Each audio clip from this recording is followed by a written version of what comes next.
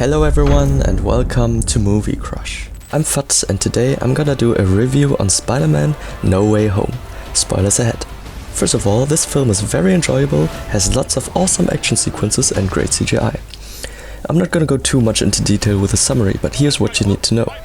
When Spider-Man's true identity is revealed, the lives of Peter Parker and his friends start to fall apart. In order to reverse the damage caused, Peter wants Doctor Strange to make everyone forget that he is a Spider-Man.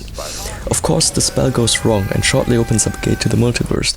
Villains like Green Goblin, Doc Ock and Electro we know from Tobey's and Andrew's Spider universes are teleported to Tom's universe. So now, Peter and Doctor Strange try to teleport them back.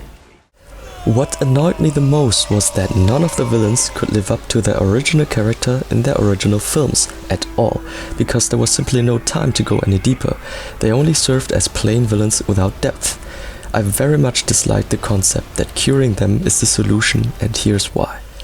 Let's start with the Lizard. Though I didn't really like the film he originated from, his actions were reasonable. You were able to understand his motives, in general become a lizard to grow his missing arm, which drove him mad. In No Way Home, he is useless and completely unnecessary as he is not a real threat. He cannot be cured by taking away the lizard inside him, because for him, it's not a disease in the first place.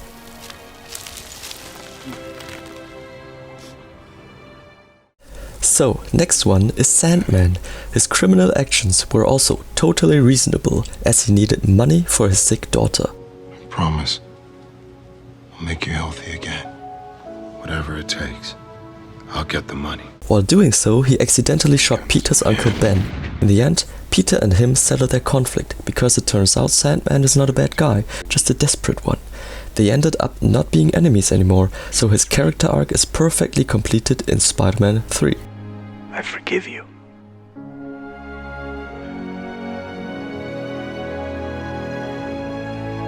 Thus, there is absolutely no reason for him to return to No Way Home as a villain. I remember the heartbreaking scene when Sandman first tried to emerge from the sand after the transformation and needed several trials to rise and grab the necklace with a picture of his daughter inside.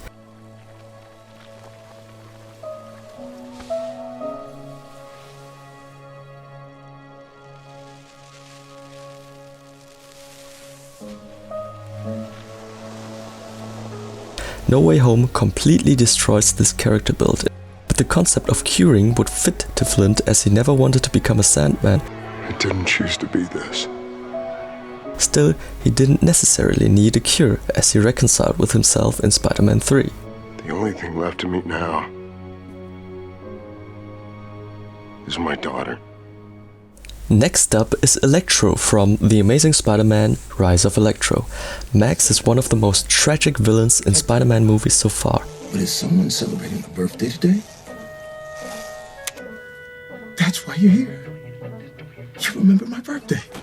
He's a brilliant man, but no one acknowledges him for anything. Most people would have just let those close. Yeah, most people don't notice other people. You could empathize with him and understand his anger. And those tower grids were designed by me. You designed them? Sure you did. And I'm Spider-Man. You're no Spider-Man. He's a Leo. You're a Sagittarius. You will Spectrum again. I'm gonna rip your well-groomed head off. With his powers, he could channel his rage and finally be seen by the world.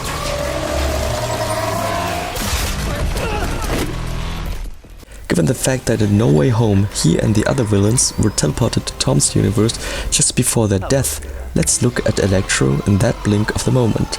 He was totally insane and one of the biggest threats in Andrew's universe. I will control everything, and I will be like a god to them. Once he arrived in Tom's universe, he was a completely different person, rather sane and totally clear in mind.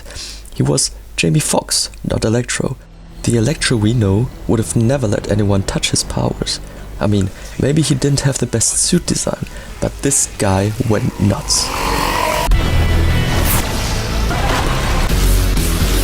Okay, let's talk about Doc Ock from Spider-Man 2. Great villain with a big dream gone wrong.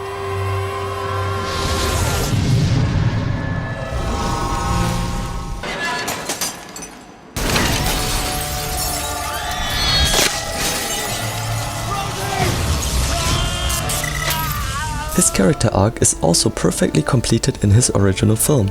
In the end, he even sacrifices himself after regaining control of his machine to prevent any more damage. I will not die a monster.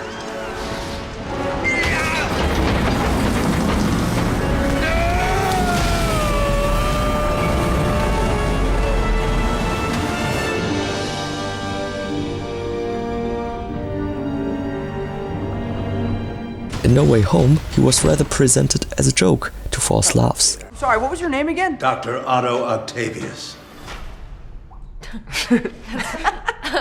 Wait, no, seriously, what's your actual name? Very sad. But at least in his case, the concept of curing works perfectly, as it is something technical and Otto of course never wanted to lose control. Listen to me now. Last up is Green Goblin from Spider-Man. In my opinion, this character stays true to his original personality. You killed them. We killed them, We? bringing you what you've always wanted. Power beyond your wildest dreams, and it's only the beginning.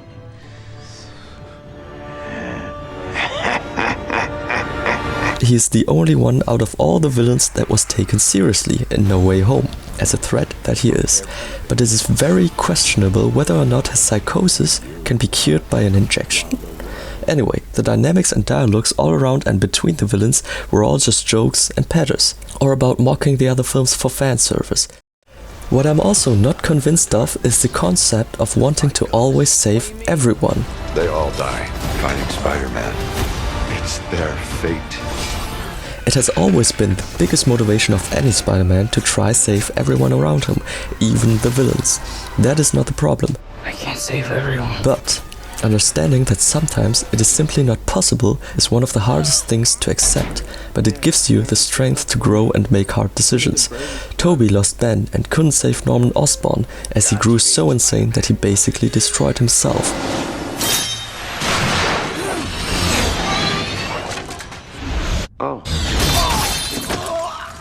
Andrew lost Gwen and had to kill Electro in order to save everyone else. What I did like very much was the concept of curing for our protagonist Peter Parker with the help of Toby and Andrew. Still, I have to say that Tom's naivety and childishness in the first half of the film really annoyed me, as it seems like he hasn't grown a bit in the last two films. My Aunt May should really Stop talking. At least since he witnessed Mysterio's death, and let's not forget what he experienced in Infinity War and Endgame, he should have become more responsible. Don't tell me to relax, Happy. How can I relax when I messed up so bad?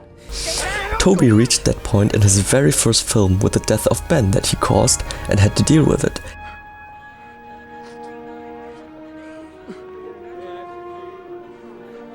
Andrew reached that point in his second film when he couldn't save Gwen.